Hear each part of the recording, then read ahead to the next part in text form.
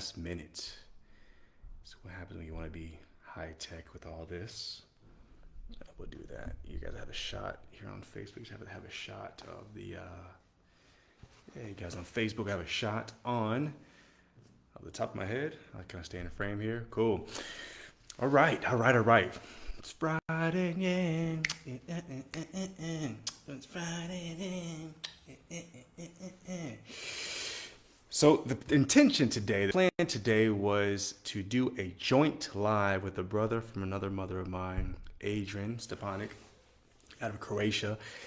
But as fate would happen, time zones changes, daylight saving times. We got our times mixed up, and he was not able to join. So I'm going to do this on my own, which is all good. Promise, the show will be just as exciting.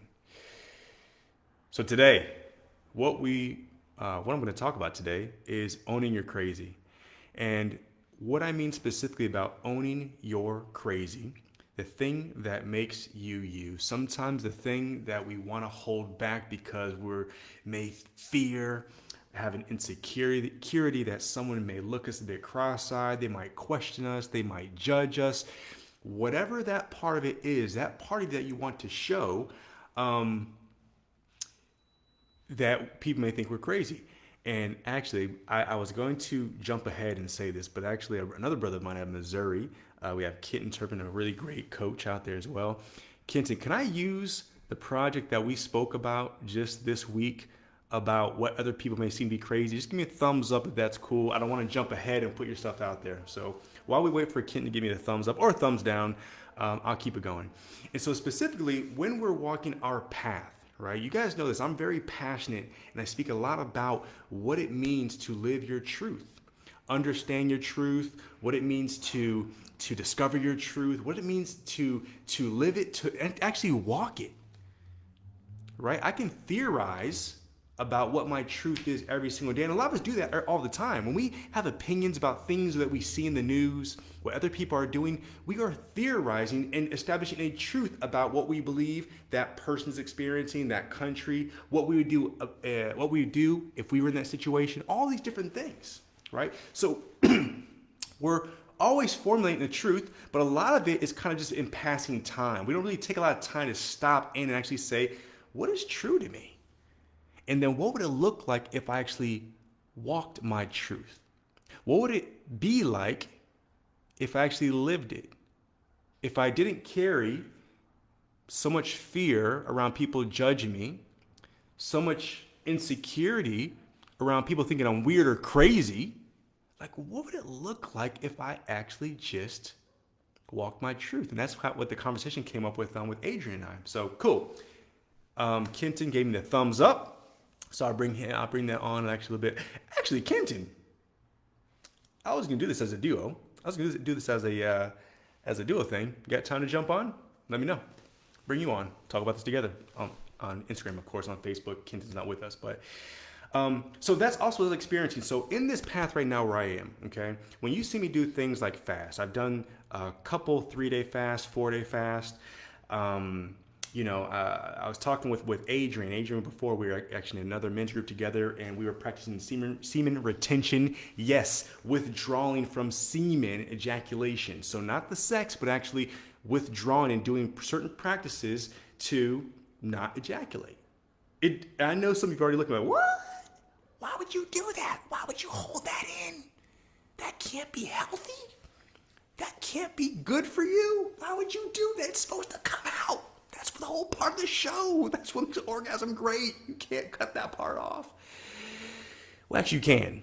And there are a lot of physical, psychological, and spiritual benefits from non-ejaculatory sex. All right, Kenton, cool. So I won't have you on now, but we're going to get you on another day. But I'll speak for you a little bit, man. Non-ejaculatory sex. And some of you already would say, that's crazy. And I was just like you before. I told someone else. I'm sure I did. That's crazy. I remember now when I don't drink often. I'm not going to say I don't drink, but if I have throughout the year, just throw a number out there, more than 6, 12 at the high end drinks, like one drink a year, not occasions where I'm drinking like a beer, a rum and coke, a glass of wine. If I have more than, again, 6 to 12 a year, that would be a lot for me. And again, some of you make that face. Why would you not drink? What's wrong with drinking?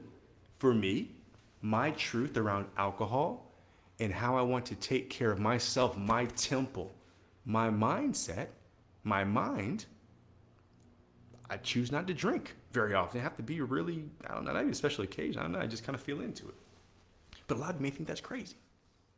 So I want to give an example. So I've talked to you about my friend Ken here, brother of mine. Love this guy to death.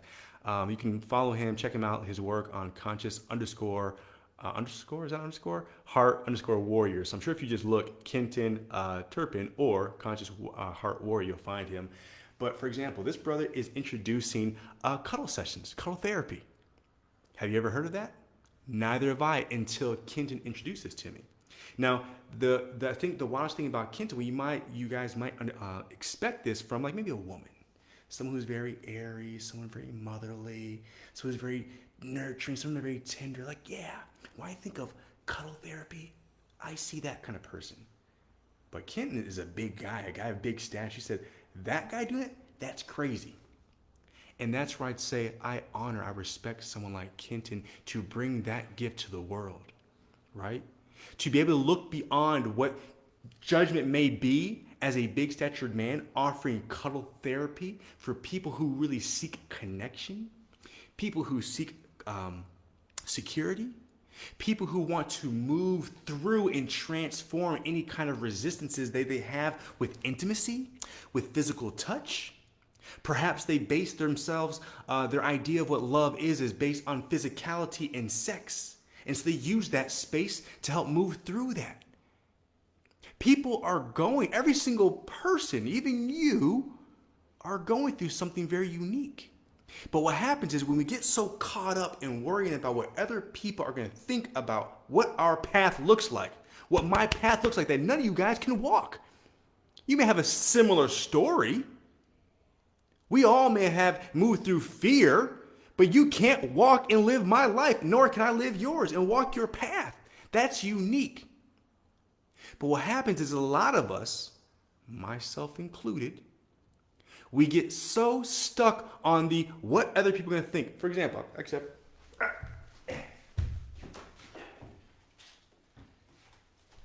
if you remember last year, I was out in the desert, Death Valley for 4 days, 4 nights with a group of guys. So it was actually 8 days. We did 4 days by ourselves. And I can't tell you why, and I'm not going to try to explain to you why, but I was called to put these 4, they're probably between 2 and 3 inch long cactus spines from a barrel cactus in my chest, through my chest, pierced myself. In all honesty, when the idea came to me, when I was called to do that, the first thing that came to me is, they're going to think you're fucking crazy, dude. Don't do it. People are going to look at you like you're crazy. They're going to question, why do you want to hurt yourself? Why would you do that? And I almost did not do that. However, reminding myself of why I did that particular event, to go out there and fast in the Death Valley by myself with only water and have this experience. It's part of my path to live my life, to listen to my intuition, my own knowing, to not worry about what other people think. And so every single morning, I pierce myself with a cactus thorn. Actually, the second one I had to do twice because the first one I did fell out, so I had to re-pierce it. But there's a moment where I got to own my crazy and do what felt right for me. I don't regret it, not one bit. But we go through this thing called life, and there's a part of us that wants to express ourselves in a different way. We want to speak differently, talk on different topics, semen retention, piercing yourself with cactus thorns, cuddle therapy sessions, smelling your feces. This is what I do. I literally don't put my head in the bowl, but I take a time to smell what my feces smell like. Why? Because it's a good indicator of my gut. Depending on the smell of my stool, which is very natural, it comes out of my body. We all do it, but it's gross. Why would you do that? It stinks. It's so nasty. I don't want to know about it. There's information in there. And so I know if it smells a bit acidic, a bit it's a bit sharp today, something may not be right with my gut. And I have more information about myself. I know about who I am. I know about what's going on inside my body. See, that's crazy. Some of you guys are already judging me. That's okay though. But this we're talking about owning that and sharing that. So if you have any questions about that, let me know. And if you have any thoughts about your own path, write them in the comments. Share something that you are doing or something you have done that was unique to you, or maybe not even unique to you, that people may have thought you're crazy, called you crazy, or you were conscious or afraid that people may label you as crazy, and maybe move through it. Or what is that thing that you would like to do, say, act, whatever, that you're holding back because you think people may look at you a bit weird, they may judge you, they may banish you from the tribe. I want to hear about that. And I want to hear about that, and I'm encouraging you to speak on that because this is where we get to be our uniqueness. Look, listen to me.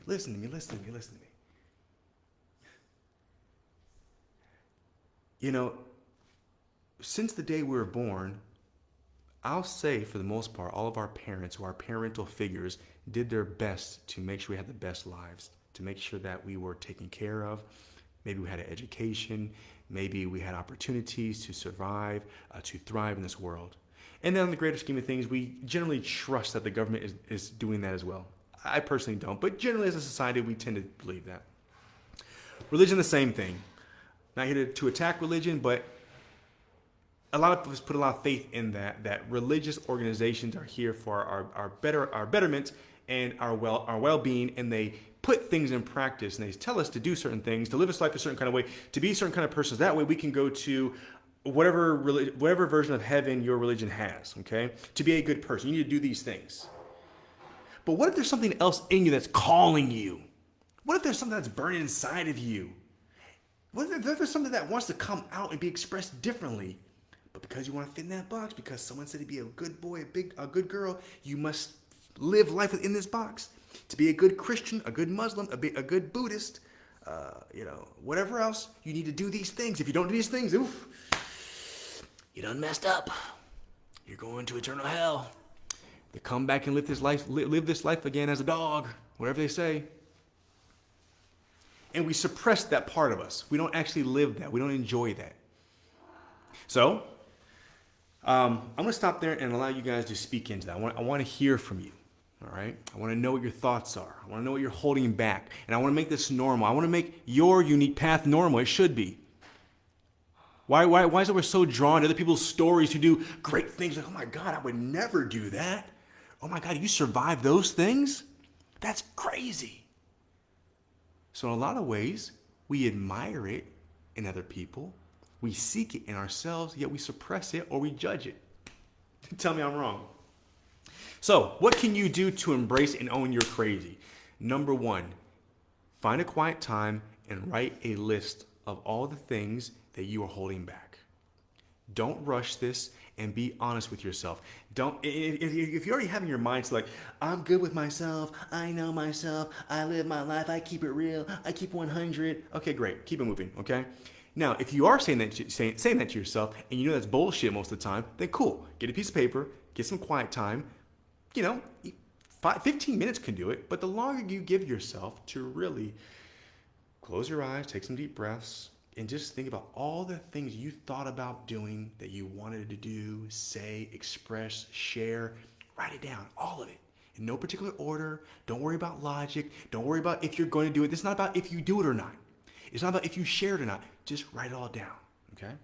That's one way, one step. Second step. Identify a handful of things. Let's say 3 things. Let's keep it simple. 3 things on that list that you really feel like you just want to share it. You want to give it out. You want people to know about this. You want to be able to be this, to say this, to express this, your hair color, what the clothes you wear, how you walk, how you speak, whatever it is. Identify 3 of those things, all right? Next, find a group, search for that thing. I promise you may think like, Brian, like I hear what you're saying, but you don't know what I have on my list. There is nobody else who's doing this, who wants to do this, who wants to see this, who's thinking about this.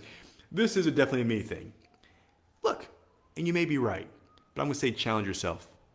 Because if you have the desire to express that thing and you're not, and it's on your list and it's burning in you and you're suppressing that, search it. I promise you, it may not be the exact same thing, but someone out there is going to resonate with that. There's probably a group, a club, a something where you have a safe container, a safe space to express that and be that. Live that part of your truth. Let that crazy no longer become crazy, because really all crazy is a group of people deciding that what someone else is doing is different than them, so it's therefore crazy. Like I said before, wearing a business suit is not crazy. It's like, yeah, okay, business suit. If I wore that business suit on South Beach in Miami, where everyone else is going topless and wearing Speedos, I would be called crazy. It may be rightfully so, because it's not the same context. Now, yet, if I was wearing a Speedo, or better yet, if I can't find a corner somewhere, I'm naked on the beach somewhere, I decide to be naked in the conference room, I would be crazy because we don't go naked. That's not the place to be naked in the conference room. I would be called crazy. So it's all the context and all the rules about how we should live and what is appropriate and not, right? So find a safe container where you can practice just being yourself and express that. If whatever else you don't want to let people know about that, that's fine, but find yourself a safe container, okay? Next, now this is where a lot of you, this is gonna be like next level, okay? The stuff I'm talking about now, doing the list, that's private, that's between you and yourself, no one's going to know, okay? Identifying 3 of those things that you really connect with, that you really want to share, you really want to express, that's also private. The next level is finding other people and trusting that in that safe space that you will be seen and allow yourself to be seen in that space, right? But the good thing about that is there's other people like that, because you searched this and they said, hey, we are the people who go to conference rooms naked, right? This is our club. Or we're the group who goes, walks down on South Beach and wears our business suit, right? Or in my case, we're a group of guys who practice semen retention, right? Or we're a group of guys who does cuddle therapy, right? Or whatever it may be. In that space, guess what? You're no longer crazy because you're speaking the same language. You're on the same frequency. You're sharing the same energy. You're no longer crazy, right? Understand that. You're no longer crazy. All that fear, embarrassment that you may still have, you get to allow that to dissipate, to melt away, because you'll be with your people who get you, people who understand you, who vibe with you, people want to F with you, right? Now, next layer is bringing that level of crazy, that may be unorthodox behavior, whatever it may be, to your normal groups, to your family, to your circle of friends, to your coworkers, to your neighborhood, and practice being you. And that may sound simple enough, but for some of you, going to a nightclub or going out with your friends, going out with your boys, and deciding not to drink in front of your boys, that may be blasphemy. What? Bro, like, since when are you now like the Pope? Since when are you now like the Dalai Lama? Like you don't drink, or like when you go out? Like, no, I just don't want to drink. I love to hang out with you guys. I love our vibe. I want to dance. And if I'm single, I want to talk to girls. And if I'm not single, I just want to enjoy your company, whatever, but no, I'm not going to drink. And for you, that may be a big step. Fantastic. Celebrate the shit out of yourself, man. Celebrate yourself for just being crazy, in your own way. You may be someone who really, you may be a woman out there and just really just embracing your sexuality, Actually telling someone, I really enjoy sex. I really enjoy sex. I don't want to have sex with you. I don't want to have sex with everybody. I just really enjoy sex and own that part of you. Because in our society, Western society, just in society in general, a woman who embraces her sexuality, crazy, hoe, slut, all these different things. Because what? She enjoys sex? Since when is he enjoying your body? Enjoying the pleasure that our body can enjoy, especially with someone else. Since why? Right? But maybe that'd be for you in an appropriate setting. I wouldn't necessarily go to the conference room. So, hey guys, bring a call to order. Before we start the meeting, I just want to share a piece of me that I want to be fully transparent about. I really enjoy sex. Maybe that's not the way to go about that. But perhaps if it comes up in conversation, I don't know. You decide what that is. I'm just throwing examples out here, guys. I don't know what your version of what crazy may be. But practice that and trust that. And I want to tell you something. I want to tell you a secret. And it's so amazing. You may not have even thought about this. But that fear that you have, that your circle that you've established, religious, social, professional, family, whatever that is, who you may fear that they may reject you, they may cast you out of the group because, ooh, we're not down for that. Guess what's going to happen? You are going to find a new group. You're going to find a new family, because when you allow yourself to be authentically you, you will attract your people. This whole phase that you're in of trying to shape shift so that way your family loves you, your mother loves you, your daddy loves you, your brothers love you, your coworkers appreciate you, your old high school friends love you, they care about you, they don't want to jettison you from the group. All that shape shifting you're doing to be with them, you are not being authentically you. You are stifling yourself. You are killing your soul. There's a uniqueness to you. You're killing yourself. So you get to trust that if those people who are close to you do not embrace you, all of you, the whole spectrum of you, whatever that is, and they can't do it without judging, being you, you'll attract other people. Because think about that, especially the social network that you have, they're attracted to you for some reason. Whatever you were doing, maybe you were being really authentically you in some point in time in your life, and that attracted them. Maybe you're playing a role. All of us play a role in some kind of ways. Maybe you're playing a role and you're tired of playing that role. The same way the role that you played to attract those people to you is the same that's going to happen when you allow yourself to be you. Embrace it, right? Like own who you are. And I'm speaking to that part of you that wants to do it. I'm speaking to my still parts of myself, right? When I put pictures up there and I share that I'm on a remote beach and I'm naked, the only thing covering myself is a rock. I don't care. I take the rock away. I'm just trying to not, totally be offensive to the masses. That's me allowing myself to be expressive to me and showing up to be seen, right? When I go out there and I do my fast for me, that's for me. I understand people will think it's crazy, like, that's just ridiculous. You have perfectly good food. Why'd you do that?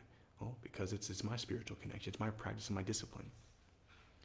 When we allow ourselves to own what it is that how we want to live and who we are, not only does it transform ourselves, it transforms other people around us. It makes everything more authentic. We get to stop playing this role to everyone.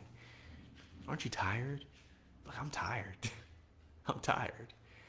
So with that, I'm going to wrap up, and I'm going to say, expect more crazy, from me. That's the commitment that I have to myself, to go another layer deeper of being more authentic with myself and for you. I deserve that, and you deserve that. And I trust that when more of that comes out, that authentic part of me comes out, if you don't want to F with that, if you don't vibe with that, we're on the same frequency, I'm okay with it. We don't have to be.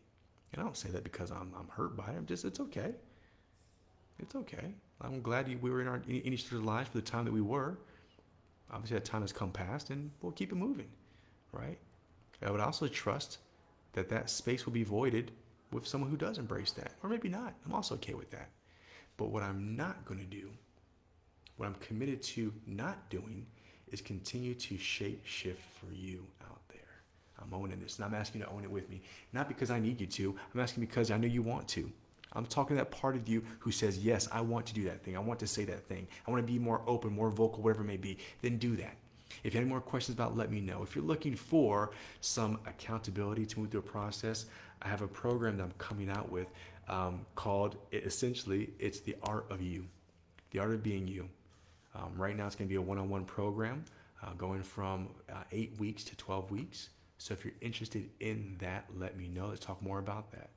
But I'm telling you, talking about discovering your truth, shaping your world, shaping you, breaking your world down and building yourself back up in your own eyes and how you see that, ooh, that's my sweet spot. That's my jam.